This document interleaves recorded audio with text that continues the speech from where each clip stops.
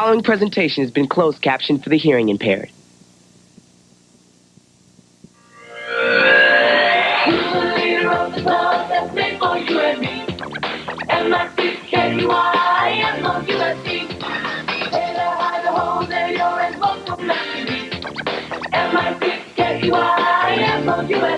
Mickey Mouse, Mickey Mouse, Mickey Mouse, Mickey Mouse. Forever let's hold up and a high. Come along and sing a song and join the jamboree. M-I-C-K-E-Y-M-O-U-S-E.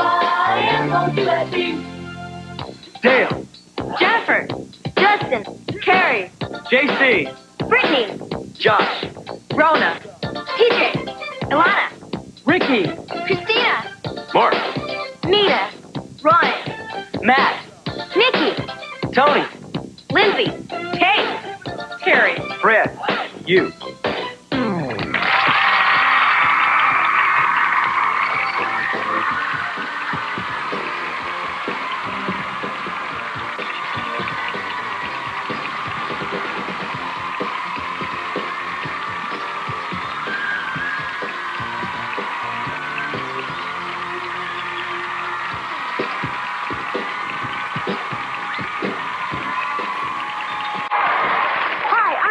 And welcome to the Mickey Mouse Club. It's party day. Today we're going to start off with a riddle. All right, one has 4 legs, sleeps all day, and eats without utensils. That's easy. You and TJ. Very funny, Britney. Just kidding. The answer is your pet. And today we're having a pet party. That's right, and Joel Slaven's back with another group of exotic animals. And What I Want to Be, we're sending a viewer to Hollywood to see what it's like in the day of a comedy writer. Plus, Josh and JC are going to get us kicking with an incredible song. All right, but first, it's time to meet Barksy, the only dog whose bark is actually worse than his bite. There's a new dog in town, and this fall he'll be barking up your family's tree.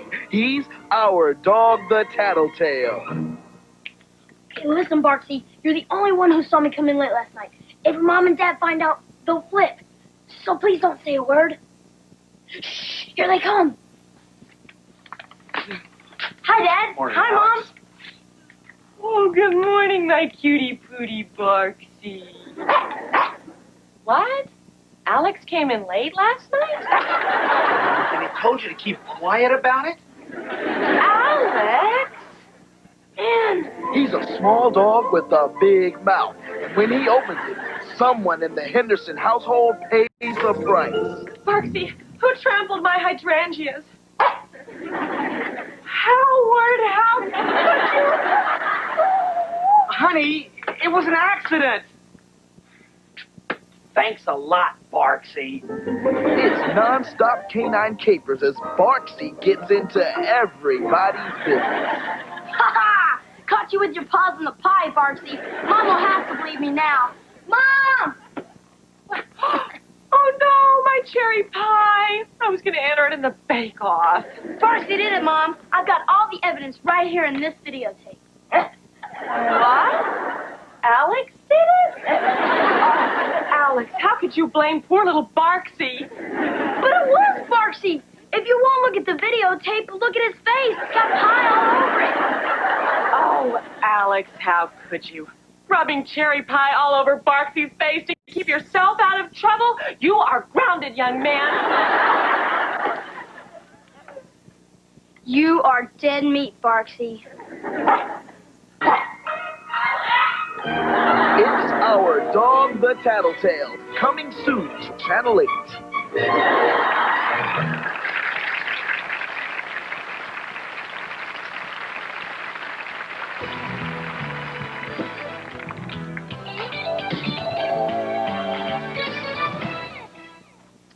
15-year-old Mandy Tujan of Montrose, California, wrote and told us that she wants to be a television comedy writer. So we sent Mandy to the studio where the TV show Hangin' with Mr. Cooper is produced. There she met up with comedy writer Leilani Downer, who showed her the ropes. Well, next time, why don't you try to get a bigger cup? Maybe you could afford some butter for that roll on top of your head. To see what it takes to write a sitcom, we sent Mandy to Hollywood. She spent the day with Leilani Downer, the head writer of the hit comedy Hangin with Mr. Cooper. Hi, welcome to Hanging with Mr. Cooper. We've got a lot of stuff planned for you today. We're going to go down to the set, and you're going to get a chance to meet the cast and the crew. And then we're going to take you to a pitch session, and you'll just get a chance to see exactly how we write a show. I've wanted to be a writer since I was 9.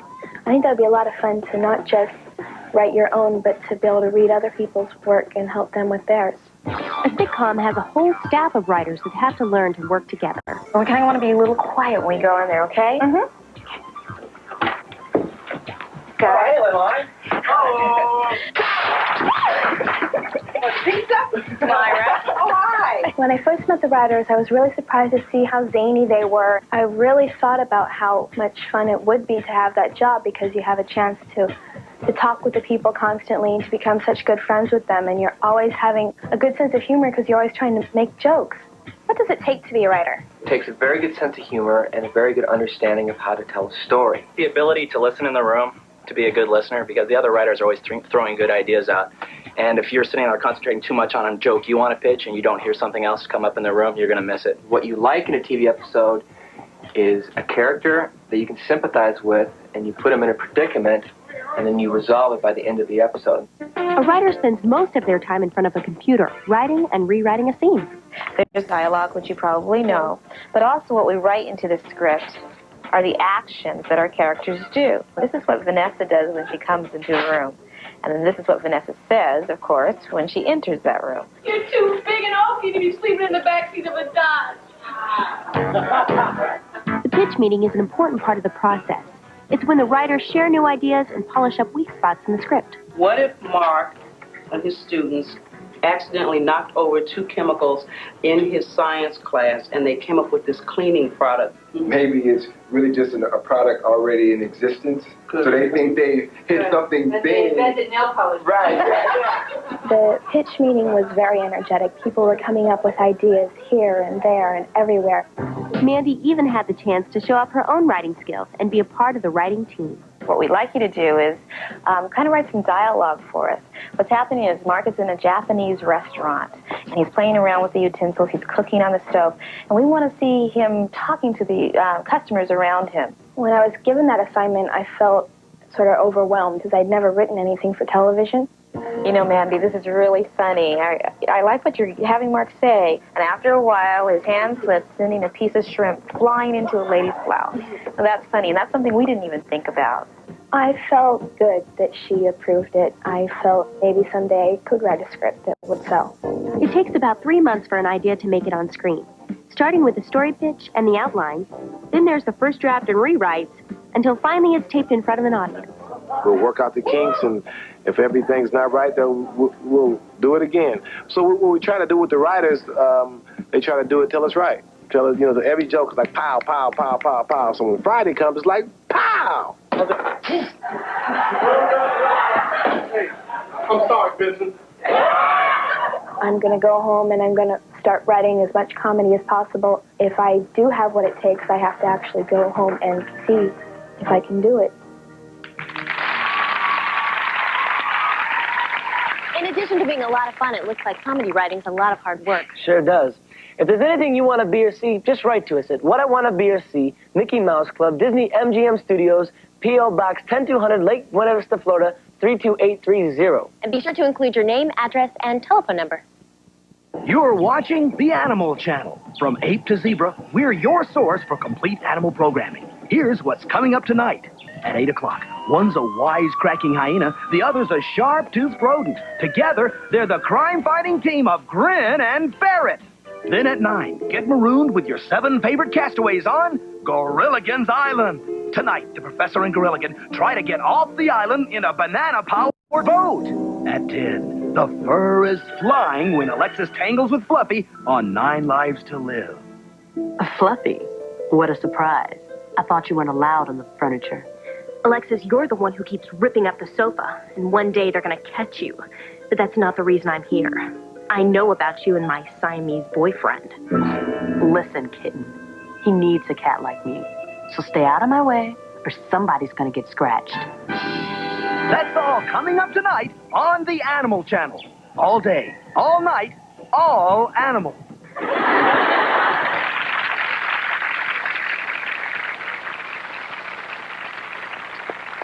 Hi, Ilana. I've got a question for you. Are you a dog or a cat person? Excuse me? Well, do you have a dog or cat at home? Oh, I have both. Oh, Yeah? Fred, I have an orange tabby cat named Mischief, Yeah? who's bigger than my dog Sylvie. And I also have a huge German Shepherd named Maggie. And my aunt, she has 3 dogs, Pepper, Minnie Mouse, and Koala. And my grandmother... So you love both cats and dogs? I love It sounds like you like all animals, Yeah. right? Do you know what the number 3 popular pet is in America after cats and dogs? Yes, I do. Birds. That's right. There are 11 million pet birds around America. That's a lot of birds, huh? Yeah. Well, our special guest today brought some exotic birds from around the world with him. Would you please welcome animal trainer Joel Slaven? Come on out here, Joel. Hey, welcome again. Thanks a lot. Thanks for having me. What is this now? Wow. Can you believe this is something? This is an egg. This is a real egg. It's obviously not a chicken egg. It's, I was going to say an industrial strength chicken you've got. This is a rhea egg. Do you know what a rhea is? No. Can't say that I do. Well, you're going to find out because we've got one here today. You take the egg, and I've got the baby That is a rhea big egg. right here. This is what comes out of this. That's what comes out of that. Now, this bird is about almost 2 months old right now. So, obviously, is not this big when it hatches. But in a year's time or less, this bird will be over 5 feet tall and weigh about 100 pounds. Wow. This bird is related to the emu of Australia and to the ostrich of Africa. And all those birds belong to a family called rat tides, and those are the flightless birds. None of them can actually fly. They run off on the way. Yeah. They jump and they run, and you can see the bird has very heavy, strong legs. And in the wild, they use those legs not only for running, but for kicking. It's one of their defense mechanisms. How fast do they actually go? They can run up to 30 or 35 miles for just a short distance. Wow. And another thing is that you can notice the beak right there. Yeah. It's very similar to a duck beak, and that's because the bird eats strictly seeds and grasses and insects. And that beak is made for scooping and eating things like that. It's not made for cracking open nuts or eating meat like a lot of other birds are. And we're going to take the rhea off right here and bring in the other bird. And I want to show you this guy. This is my friend Magoo. And Magoo is a sulfur-crested cockatoo. And they're called that, obviously, because of the sulfur or yellow-colored crest. If they become startled or scared, they'll lift that crest up. But Magoo is pretty comfortable here. Yeah, You know, Ronnie, you can hold her. You can do some damage with this beak. They can do some damage with that beak if they want to. But, Fred, this is a hand-raised baby. And that means that this bird was actually bred in captivity and hand-raised by human beings. And They make good pets, though? They make great pets as long as you have a decent facility. The birds can be very noisy, and they can do a lot of destruction with that beak. And I have another member of the Citizen family, and this is Popeye. Now, Popeye is also a hook-billed parrot. These were both parrots. But Popeye is from South America. I'm going to give him a sunflower seed here. If we can get a close-up with the camera, you'll see how he uses that beak to actually open the seed up. The top part, they'll stick the sharp part right into the seed to crack it. And then the bottom part he uses is kind of almost a scoop or a shovel to open the seed and get the inside out of it. Now, you know, Fred, a lot of people ask me, how do these birds survive in the wild with those bright colors? But they're from tropical rainforests where there's a lot of very colorful and bright plants and flowers. And believe it or not, out in the wild, these colors actually help camouflage the bird. Now, does Popeye say anything? Well, he's starting to mumble a little bit, but as all parrots, they can learn to mimic any sounds that they hear as long as it's done it with enough repetition.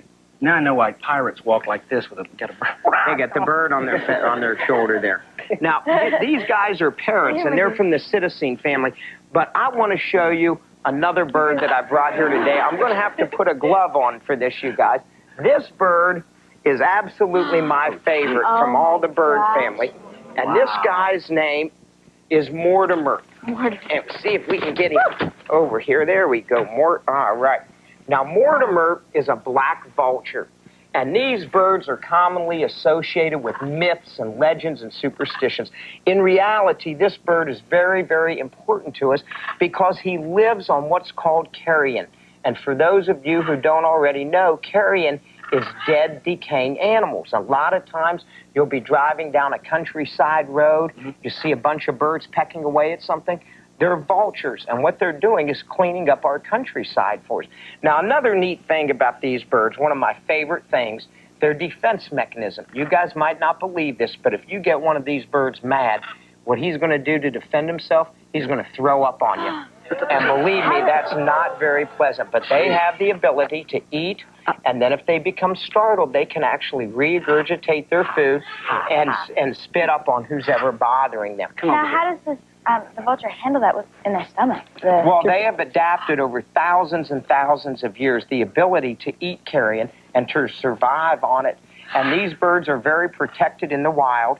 There used to be bounties on them. But it's against the law to harm any bird of prey or member of the raptor family, which I have one more bird that I want to show you here today, Fred. This is also a member of the raptor family, and this is a bird that is from right here in the United States. This is a red-tailed hawk, and this is Grace, and you can see a very, very beautiful hawk. Now, can we get a close-up of her feet right there? She has different feet than the other birds that we've shown today. These are talons, and those are made for killing prey. And that's how this bird survives in the wild. She'll fly down, grab a mouse or a rat or some type of a rodent with her feet, and she holds it. And then if you see her beak, that beak is made for tearing meat. Strictly, very different from the bird on the rat tides or from the cetaceans. And this is a raptor's type of beak.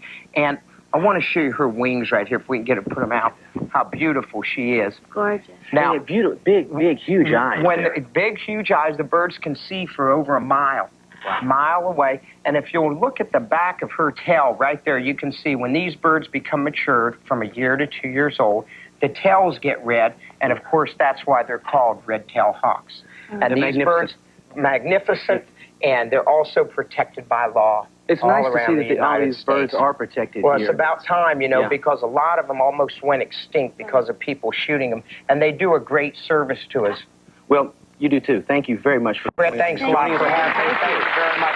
Thanks,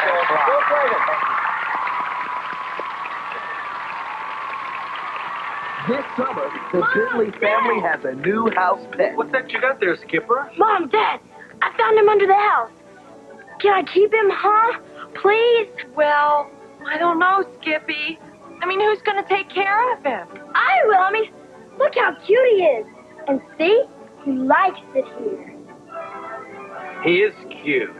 It's the movie the whole family's been waiting for. That darn boa constrictor. And when Bo joins the family, the whole neighborhood is in for a surprise. Get this thing off me! Oh, no, Mr. Lemke. That's just his way of making friends. I think Bo's getting really attached to you. See what fun a large snake can bring to a small town. Gee, Dad, all these rats I bought are gonna go to waste. Bo won't eat a thing. He's got this big bulge in the middle. I hope he's okay. Skippy! Oh, have you seen Mrs. Gardner's pet armadillo? She's been looking for him since yesterday. But when trouble breaks out in town... I came as soon as I got your call. The bank robbers were escaping through the backyard when Bo nailed them. It looks like the whole town was wrong about your snake, Skip. I believe we all owe you an apology. Dad! Do we still have to give Bo away? No, you don't, Skipper. From now on, Bo's a full-fledged member of our family. That darn boa constrictor. He'll squeeze your heart. Slipping soon into a theater near you.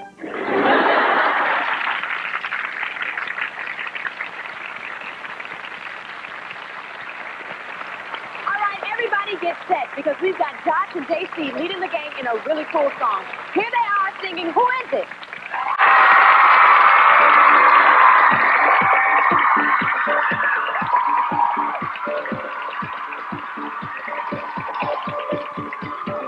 I gave her money, I gave her time, I gave her everything this time caught her time. I gave her ocean, moved every soul.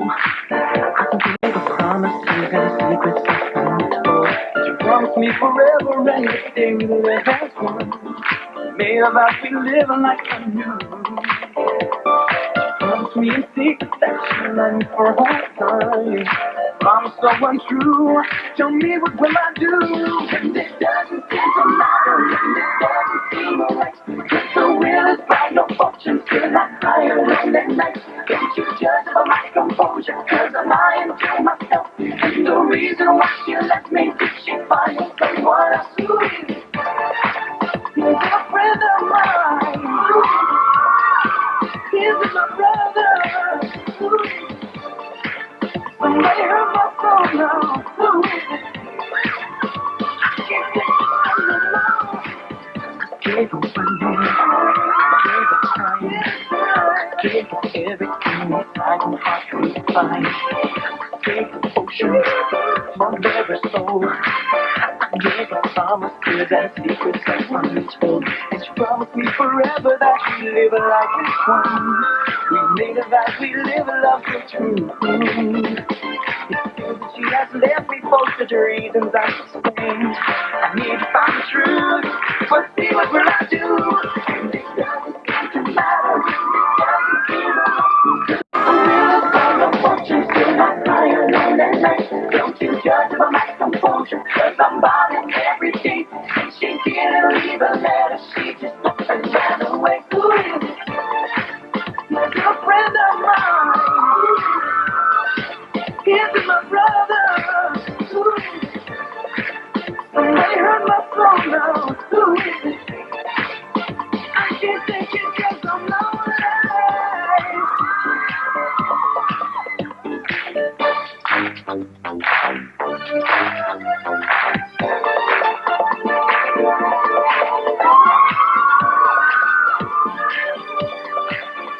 It doesn't seem to matter, it doesn't seem right. The will is right, no fortune, still I cry alone at night. Don't you judge by my composure, cause I'm lying to myself. The reason why she left me, she finding someone else. And it doesn't seem to matter, and it doesn't seem right. The will is right, no fortune, still I cry alone at night. Who is it?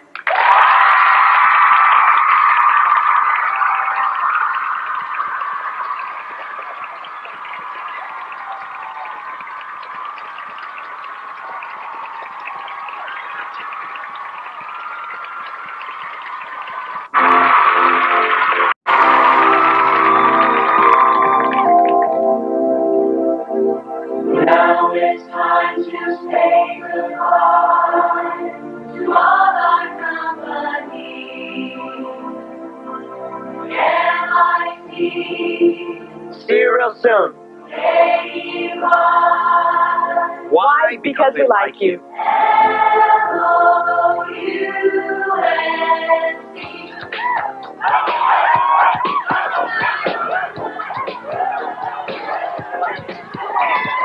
Now it's time to see you later. Never gonna thank you though. Wanna leave you with a thousand, nothing but your friends and the fussy. Through the years, double MC's giving up. Cheers, we're gonna make a move. The beat is all those grooves, so keep it up and keep it in the groove. Take moves to the side. The house is packed, yo. What we got going on? MC's got it going on. We got it going on. With the monkey style, the streets blowing up and the house is going wild. We got it going on. MC's got it going on. We got it going on. With the monkey style, the streets blowing up and the house is going wild. In the house, let me hear you say boom, shakalaka boom. Boom, shakalaka boom. Say boom, shakalaka boom. All the girls in the house, let me hear you say hey, hey, hey. Now there's MC3. What's got it going on? MC's got it going on. We got it going on. With the monkey style, the streets blowing up and the house is going wild. What's got it going on? MC's got it going on. We got it going on. With the monkey style, the streets blowing up and the house is going wild. Accommodations for many guests of the Mickey Mouse Club are provided by Disney's Dixie Landings Resort, a family-priced resort in the heart of Walt Disney World.